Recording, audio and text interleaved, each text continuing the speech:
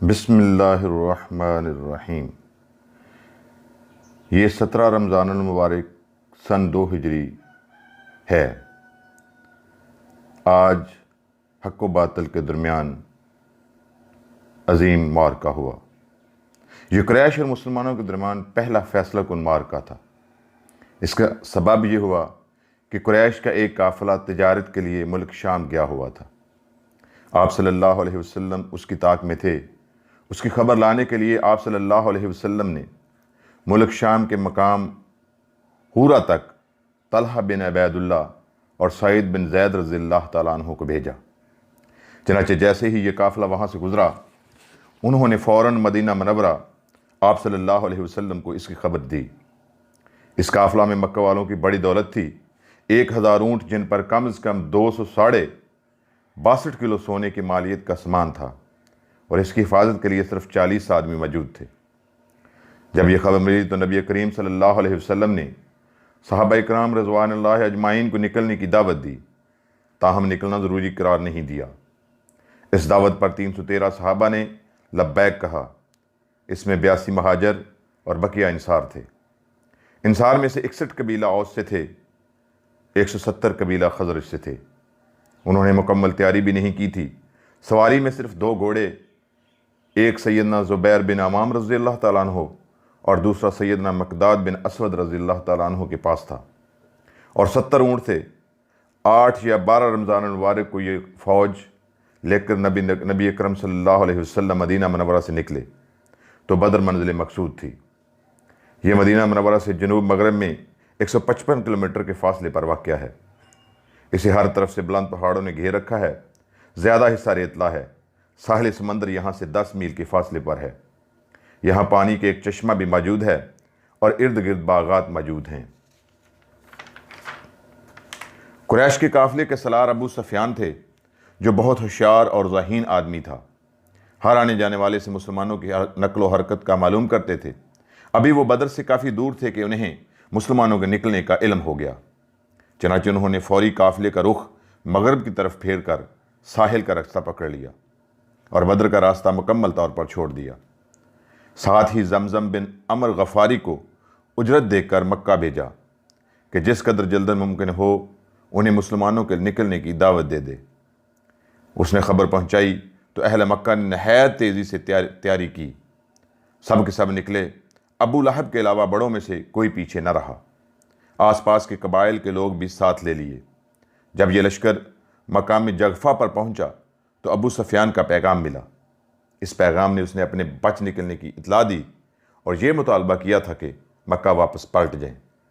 چنانچہ لوگوں نے واپسی کا ارادہ کر لیا، مگر ابو جہل نے اپنے تکبر اور اکڑ کی وجہ سے واپس جانے سے انکار کر دیا۔ قریش کی فوج میں 1000 آدمی تھے، جن کے پاس 100 گھوڑے اور 600 زریں تھیں، اور اونٹ کثرت سے تھے۔ ایک طرف تعداد اور سامان کا تکبر تھا تو دوسری طرف نبی کریم صلی اللہ علیہ وسلم عجز و انکساری سے ہاتھ پھیلائے دعا کر رہے تھے۔ آپ صلی اللہ علیہ وسلم کے دعا کے الفاظ یہ تھے: اے باری تعالیٰ، اگر مسلمانوں کی یہ مٹھی بھر جماعت ہلاک ہو گئی تو روئے زمین پر کبھی تیری عبادت نہ کی جائے گی۔ آپ صلی اللہ علیہ وسلم نے پورے خلوص سے دعا کی، یہاں تک کہ آپ کی چادر آپ کے کندھوں سے گر گئی۔ سیدنا ابو بکر رضی اللہ تعالیٰ عنہ چادر درست کی اور عرض کیا: اے اللہ کے رسول، بس کریں، آپ نے اپنے رب سے جی بھر کر دعا کر لی ہے۔ دونوں لشکر آمنے سامنے آ گئے تو سب سے پہلے مشرکین میں سے بہترین سالار عتبہ، شیبہ اور ولید بن عتبہ میدان میں نکلے۔ عتبہ اور شیبہ ربیہ کے بیٹے تھے۔ انہوں نے للکار کر کہا: آؤ، تم میں سے کون ہے ہمارے مقابلے پر آتا ہے؟ مقابلے کے لیے انصار کے 3 جوان نکلے۔ ایک عوف، دوسرے معاوض، دونوں حارث کے بیٹے تھے، تیسرے عبداللہ بن رباح رضی اللہ تعالیٰ عنہ۔ قریشیوں نے کہا: تم کون لوگ ہو؟ انہوں نے کہا: ہم انصار کی ایک جماعت ہیں۔ قریشیوں نے کہا: آپ لوگ شریف مد مقابل ہیں، لیکن ہمیں آپ سے سروکار نہیں، ہم تو اپنے چچیرے بھائیوں کو چاہتے ہیں۔ پھر ان کے منادی نے آواز لگائی: اے محمد صلی اللہ علیہ وسلم، ہمارے سامنے ہماری قوم کے ہم سروں کو بھیجو۔ رسول اللہ صلی اللہ علیہ وسلم نے فرمایا: عبید اللہ بن حارث اٹھو، حمزہ اٹھو، علی اٹھو۔ جب یہ لوگ قریشیوں کے سامنے گئے تو انہوں نے پوچھا تم لوگ کون ہو؟ انہوں نے اپنا تعارف کروایا۔ اس کے بعد مارکہ آرائی ہوئی۔ سیدنا عبیدہ بن حارث نے عتبہ بن ربیعہ سے مقابلہ کیا، سیدنا حمزہ نے شیبہ سے، اور حضرت علی رضی اللہ تعالیٰ عنہ نے ولید سے مقابلہ کیا۔ سیدنا حمزہ رضی اللہ تعالیٰ عنہ اور سیدنا علی رضی اللہ تعالیٰ عنہ نے اپنے مد مقابل کو فوری ڈھیر کر دیا، لیکن عبید اللہ بن حارث اور ان کے مد مقابل کے درمیان ایک ایک وار کا تبادلہ ہوا۔ دونوں میں سے ہر ایک نے دوسرے کو گہرا زخم لگایا۔ اتنے میں سیدنا حمزہ اور سیدنا علی اپنے اپنے مد مقابل کو موت کی گھاٹ اتار کر فارغ ہو چکے تھے، لہذا آپ دونوں فوری عتبہ پر حملہ آور ہوئے اور اسے بھی موت کی گھاٹ اتار دیا۔ سیدنا عبیدہ کو اٹھا لیا، ان کا پاؤں کٹ گیا تھا اور آواز بند ہو گئی تھی، جو مسلسل بند ہی رہی یہاں تک کہ جنگ کے چوتھے یا پانچویں روز جب مسلمان مدینہ کی طرف واپس جا رہے تھے تو وادیہ صفرہ سے گزر رہے تھے کہ ان کا انتقال ہو گیا۔ اس کے بعد عام جنگ کا اعلان ہو گیا۔ ابو جہل برابر اپنے ساتھیوں کا حوصلہ بڑھا رہا تھا اور تکبر سے کہہ رہا تھا کہ ان چند لوگوں کو قتل مت کرنا، ان کو رسیوں میں باندھ کر ساتھ لے جانا ہے۔ لیکن تھوڑی ہی دیر میں مسلمانوں کے زوردار حملہ کی وجہ سے مشرکین کی صفیں پھٹنا شروع ہو گئیں۔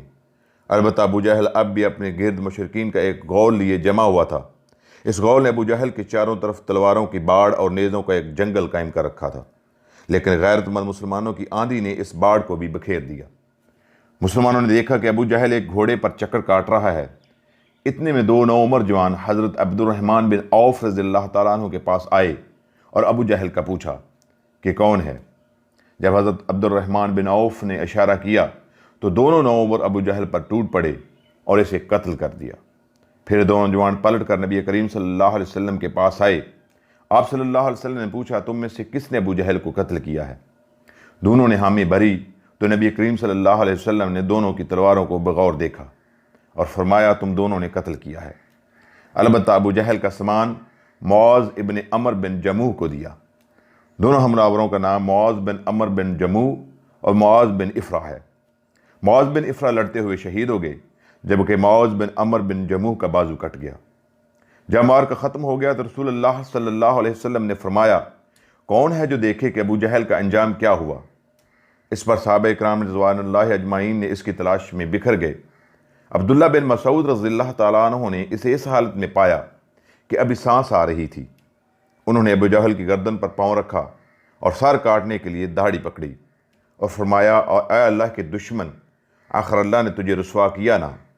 اس نے کہا کاہے کو رسوا کیا؟ کیا جس شخص کو تم لوگوں نے قتل کیا ہے اس سے بھی بلند پایا کوئی آدمی ہے؟ پھر بولا کاش مجھے کسانوں کی بجائے کسی اور نے قتل کیا ہوتا۔ اس کے بعد کہنے لگا مجھے بتاؤ فتح کس کی ہوئی؟ عبداللہ بن مسعود رضی اللہ تعالیٰ عنہ نے فرمایا اللہ اور اس کے رسول کی۔ اس کے بعد عبداللہ بن مسعود رضی اللہ تعالیٰ عنہ سے جو اس کی گردن پر پاؤں رکھ کر چکے تھے کہنے لگا او بکری کے چرواہے، تو بڑی اونچی اور مشکل جگہ پر چڑھ گیا ہے۔ واضح رہے کہ عبداللہ بن مسعود رضی اللہ تعالیٰ عنہ مکے میں بکریاں چرایا کرتے تھے۔ اس گفتگو کے بعد عبداللہ بن مسعود رضی اللہ تعالیٰ عنہ نے اس کا سر کاٹ لیا اور رسول اللہ صلی اللہ علیہ وسلم کی خدمت حاضر ہوتے ہوئے عرض کیا یا رسول اللہ صلی اللہ علیہ وسلم، یہ رہا اللہ کے دشمن ابو جہل کا سر۔ آپ صلی اللہ علیہ وسلم تین فرمایا واقعی اس اللہ کی قسم جس کے سوا کوئی معبود نہیں۔ اس کے بعد فرمایا اللہ اکبر، تمام حمد اللہ کے لیے ہے جس نے اپنا وعدہ سچ کر دکھایا، اپنے بندے کی مدد فرمائی اور تنہا سارے گروہوں کو شکست دی۔ پھر فرمایا چلو مجھے اس کی لاش دکھاؤ۔ جب آپ صلی اللہ علیہ وسلم کو لاش دکھائی گئی تو آپ صلی اللہ علیہ وسلم نے فرمایا یہ اس امت کا فرعون ہے۔ اس مارکے میں باپ اور بیٹے میں، بھائی اور بھائی میں صف آرائی ہوئی، اصولوں کے اختلافات پر تلواریں بے نام ہوئیں۔ ابن عباس رضی اللہ تعالیٰ عنہ سے روایت ہے کہ نبی صلی اللہ علیہ وسلم نے صحابہ اکرام رضوان اللہ اجمعین سے فرمایا مجھے معلوم ہے کہ بنو ہاشم وغیرہ کے کچھ لوگ زبردستی میدان جنگ میں لائے گئے ہیں، انہیں ہماری جنگ سے کوئی سروکار نہیں، لہذا بنو ہاشم کا کوئی آدمی کسی کی زد میں آ جائے تو وہ قتل نہ کرے، اور ابو البختری بن حشام کسی کی زد میں آ جائے تو اسے قتل نہ کیا جائے، اور عباس بن مطلب کسی کی زد میں آ جائے تو اسے قتل نہ کیا جائے، کیونکہ وہ بالجبر لائے گئے ہیں۔ اس پر عتبہ کے بیٹے ابو حذیفہ رضی اللہ تعالیٰ عنہ نے کہا کیا ہم اپنے باپ بیٹوں، بھائیوں اور کنبہ قبیلے کے لوگوں کو قتل کریں گے اور عباس کو چھوڑ دیں گے؟ اللہ کی قسم، اگر عباس سے میری ملاقات ہو گئی تو میں اسے تلوار کی لگام پہنا دوں گا۔ یہ خبر رسول اللہ صلی اللہ علیہ وسلم کو پہنچی تو آپ صلی اللہ علیہ وسلم نے عمر بن خطاب سے فرمایا، کیا رسول اللہ صلی اللہ علیہ وسلم کے چچا کے چہرے پر تلوار ماری جائے گی؟ عمر نے کہا، یا رسول اللہ، مجھے چھوڑیے، میں تلوار سے اس شخص کی گردن اڑا دوں، کیونکہ اللہ کی قسم یہ شخص منافق ہو گیا ہے۔ بعد میں ابو حذیفہ رضی اللہ تعالیٰ عنہ کہا کرتے تھے، اس دن میں نے جو بات کہہ دی تھی اس کی وجہ سے مجھے برابر خوف لگا رہتا کہ صرف یہی صورت ہے کہ میری شہادت اس کا کفارہ بن جائے، اور بالآخر وہ یمامہ کی جنگ میں شہید ہو ہی گئے۔ ابو البختری کو قتل کرنے سے اس لیے منع کیا گیا تھا کہ اس نے مکہ میں نبی کریم صلی اللہ علیہ وسلم کو کبھی دکھ یا تکلیف نہ دی تھی، اور نہ ہی اس کی طرف سے کوئی ناگوار بات سننے میں آئی تھی، اور یہ ان لوگوں میں سے تھا جنہوں نے بنی ہاشم اور بنی مطلق کے بائیکاٹ کا صحیفہ چاک کیا تھا۔ لیکن اس سب کے باوجود ابو البختری کو قتل کر دیا گیا۔ ہوا یہ کہ مجزر بن زیاد سے ان کی مدبڑ ہو گئی، اس کے ساتھ اس کا ایک اور ساتھی بھی تھا، دونوں ساتھ ساتھ لڑ رہے تھے۔ مجزر نے کہا، ابو البختری، رسول اللہ صلی اللہ علیہ وسلم نے ہمیں آپ کو قتل کرنے سے منع کیا ہے۔ اس نے کہا کہ میرے ساتھی کے بارے میں کیا خیال ہے؟ مجزر نے کہا، نہیں واللہ، ہم آپ کے ساتھی کو نہیں چھوڑیں گے۔ اس نے کہا، اللہ کی قسم، تب میں اور وہ دونوں اکٹھے مریں گے۔ اس کے بعد دونوں میں لڑائی شروع ہوئی۔ مجزر نے مجبوراً اسے بھی قتل کر دیا۔ مکہ میں جاہلیت کے دور میں عبد الرحمن بن عوف رضی اللہ تعالیٰ عنہ اور امیہ بن خلف میں دوستی تھی۔ جنگ بدر کے روز امیہ اپنے لڑکے علی کا ہاتھ پکڑے کھڑے تھے کہ اتنے میں ادھر سے حضرت عبد الرحمن بن عوف رضی اللہ تعالیٰ عنہ کا گزرا ہوا۔ وہ دشمن سے کچھ زریں چھین کر لے جا رہے تھے۔ امیہ نے انہیں دیکھ کر کہا، کیا تمہیں میری ضرورت ہے؟ میں تمہاری ان زروں سے بہتر ہوں۔ آج جیسا منظر تو میں نے دیکھا ہی نہیں۔ کیا تمہیں دودھ کی حاجت نہیں؟ مطلب یہ تھا کہ جو مجھے قید کرے گا میں اسے بدلے میں خوب دودھ دینے والی اونٹنیاں دوں گا۔ یہ سن کر حضرت عبد الرحمن بن عوف نے زریں پھینک دیں اور دونوں کو گرفتار کر کے آگے بڑھے، لیکن حضرت بلال رضی اللہ تعالیٰ عنہ نے امیہ بن خلف کو راستے میں پہچان لیا اور صحابہ کرام رضوان اللہ اجمعین سے مل کر باپ بیٹے دونوں کو قتل کر دیا۔ حضرت عمر فاروق رضی اللہ تعالیٰ عنہ نے اپنے ماموں عاص بن حشام بن مغیرہ کو قتل کیا۔ سیدنا ابو بکر صدیق رضی اللہ تعالیٰ عنہ نے اپنے بیٹے عبد الرحمن کو قتل کیا، جو اس وقت مشرکین کے ہمراہ لڑ رہے تھے۔ جس وقت مسلمانوں نے مشرکین کی گرفتاری شروع کی، رسول اللہ صلی اللہ علیہ وسلم چھپر میں تشریف فرما تھے اور سعد بن معاذ رضی اللہ تعالیٰ عنہ تلوار لیے دروازے پر پہرا دے رہے تھے۔ رسول اللہ صلی اللہ علیہ وسلم نے دیکھا کہ سعد کے چہرے پر لوگوں کی اس حرکت کا ناگوار اثر پڑ رہا ہے۔ آپ صلی اللہ علیہ وسلم نے فرمایا، اے سعد، ایسا محسوس ہوتا ہے کہ تم کو مسلمانوں کا یہ کام ناگوار گزر رہا ہے۔ انہوں نے کہا، جی ہاں، اللہ کی قسم، اے اللہ کے رسول، یہ اہل شرک کے ساتھ پہلا معرکہ ہے جس کا موقع اللہ نے ہمیں فراہم کیا ہے، اس لیے اہل شرک کو باقی چھوڑنے کی بجائے مجھے یہ بات زیادہ پسند ہے کہ انہیں خوب قتل کیا جائے اور اچھی طرح کچل دیا جائے۔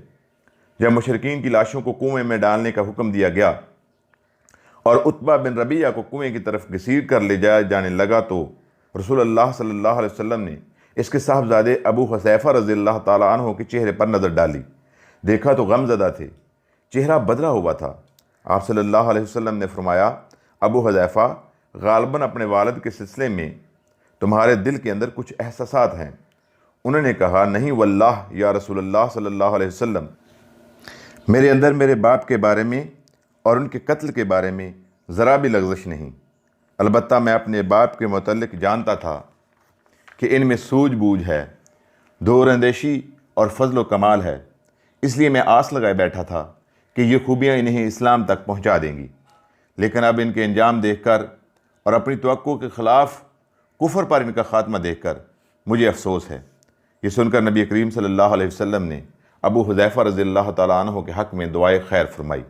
آخرکار اسلام نے کفر پر فتح پائی۔ اس غزوہ بدر میں قریش کا سردار ابو جہل بھی مارا گیا۔ 70 کافر موت کے گھاٹ اتارے، 70 کافر قیدی بنے اور صرف 14 مسلمان شہید ہوئے۔ ان میں 6 مہاجر اور 8 انصاری تھے۔ اس جنگ نے اسلام کے دشمنوں کی طاقت کا جنازہ نکال دیا۔ ان کا برم کھل گیا اور ان کا غرور خاک میں مل گیا۔ مدینہ پہنچ کر آپ صلی اللہ علیہ وسلم نے قیدیوں کے بارے میں مشورہ کیا۔ سیدنا ابو بکر صدیق رضی اللہ تعالی عنہ نے فدیہ لینے کی رائے دی، جبکہ سیدنا عمر رضی اللہ تعالیٰ عنہ کی رائے یہ تھی کہ انہیں قتل کر دیا جائے۔ انہوں نے فرمایا میرا قریبی میرے حوالے کریں اور میں اسے قتل کروں، عقیل ابن ابی طالب سیدنا علی کے حوالے کریں، وہ اس کی گردن اڑا دیں، یہاں تک کہ اللہ کو معلوم ہو جائے کہ ہمارے دلوں میں مشرکین کے لیے کوئی نرم گوشہ نہیں۔ رسول اللہ صلی اللہ علیہ وسلم نے فدیہ لینا طے کیا۔ یہ فدیہ 4000 سے 3000 اور کم از کم 1000 درہم تک تھا، اور ان میں سے جو لکھنا پڑھنا جانتے تھے ان کا فدیہ یہ قرار دیا گیا کہ وہ 10 بچوں کو لکھنا پڑھنا سکھا دیں۔ غزوہ بدر میں قریش کے 70 آدمی مارے گئے، ان میں عتبہ اور ابو جہل جیسے رئیس شامل تھے۔ والسلام۔